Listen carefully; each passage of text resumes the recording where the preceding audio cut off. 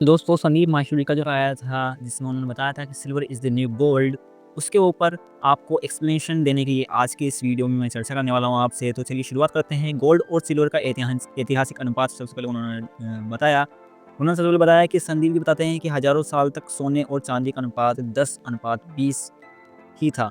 यानी कि पहले अगर मान लीजिए कि सोना 10 है तो चांदी 20 हुआ करता था। यानी 1 ग्राम सोने के बदले आपको 10 से 20 ग्राम चांदी मिला करती थी। लेकिन आज नवंबर 2025 के डाटा के अनुसार यह अनुपात बढ़कर 80 हो गया है।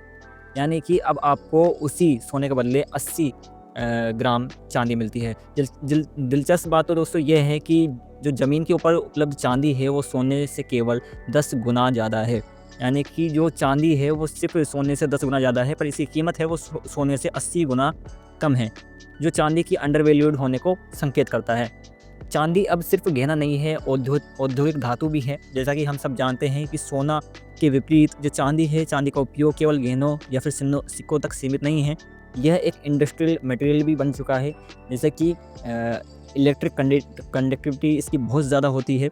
बिजली और जो गर्मी है उसको सोखने की क्षमता सबसे बेहतरीन है चांदी के पास में, जिसे किसी सस्ते मेटल से बदलना नामुमकिन है। तो चांदी जो ये काम कर सकती है वैसा शायद कोई और मेटल नहीं कर सकता।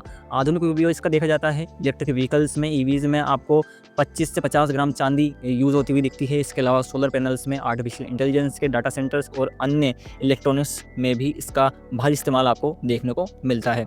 इसके बाद में इसका डिमांड और सप्लाई में अंतर संदीप माहेश्वरी सर ने बताया पिछले कुछ सालों से चांदी की मांग इसकी सप्लाई से कहीं ज़्यादा है। यानी कि पिछले कुछ सालों में जो चांदी की मांग है वो इसकी सप्लाई से काफ़ी ज़्यादा बढ़ चुकी है। सप्लाई में जो कमी आई है वो कैसे आई है? चांदी की जो माइनिंग है अक्सर अन्य धातुओं जैसे कि कॉपर और जिंक के साथ में एक बाय प्रोडक्ट के रूप में होती है। यानी कि चांदी की माइनिंग नहीं की जाती, माइनिंग की जाती है कॉपर की और सिल्क की, और उसके साथ साथ में हमको चांदी मिल जाता है। तो बाय प्रोडक्ट के रूप में हमको चांदी मिलती है, इसलिए इसकी जो सप्लाई है को अचानक बढ़ाना मुश्किल पड़ता है। ओके, रिसाइकलिंग में भी इसकी चुनौती आती है। हम इसको अच्छी तरह से रिसाइकल नहीं कर पाते हैं। इलेक्ट्रॉनिक्स के इस्तेमाल होने वाली चांदी को वापस निकालना, रिसाइकल करना बहुत कठिन और महंगा पड़ता है। इसके बाद में निवेश करने का तरीका अगर आप देखा जाए तो संदीप सर जी ने बताया कि सिल्वर ईटीएफ एक तरीका होता है। एक्सटेंडेड ट्रेडेड फंड का जिक्र उन्होंने किया, जो चांदी में निवेश करने के लिए एक आधुनिक और सुरक्षित तरीका है। इसमें आपको भौतिक चांदी संभालने की जरूरत नहीं होती है। तो उन्होंने अपने इन्वेस्टमेंट एडवाइस मना कर दिया देने को कि संदीप माहेश्वरी कहते हैं कि ये वीडियो केवल एक रिसर्च पर्पस से बनाया गया है, इसमें कोई भी इन्वेस्टमेंट एडवाइस नहीं है। आप चाहो तो चांदी खरीदिए, चाहो तो मत खरीदिए, ये आपके ऊपर निर्भर करता है। पर आपको ये पूरा का पूरा एक्सप्लेनेशन है वो दोस्तों कैसा लगा कमेंट सेक्शन में लिख के जरूर बताइएगा, और इस वीडियो को लाइक और हमारे चैनल को सब्सक्राइब कर लीजिएगा। धन्यवाद।